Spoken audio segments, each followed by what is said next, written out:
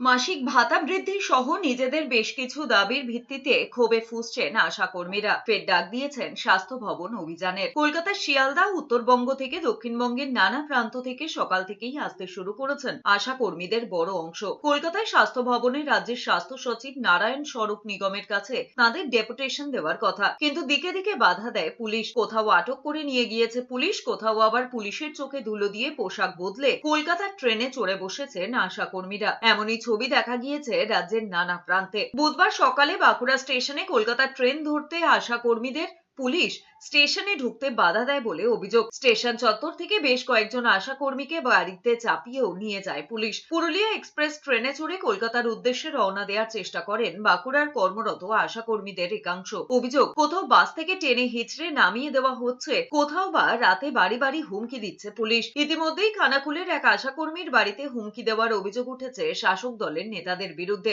অন্যদিকে সমস্ত প্রান্তেই আবার পুলিশি বাধা উপেক্ষা করে কলকাতায় আন্দোলনের পথে আশা কর্মীরা। মেদিনীপুরেও আবার পুলিশের হাতে আটক হয়েছেন আশা কর্মীরা। চলছে ধরপাকড়।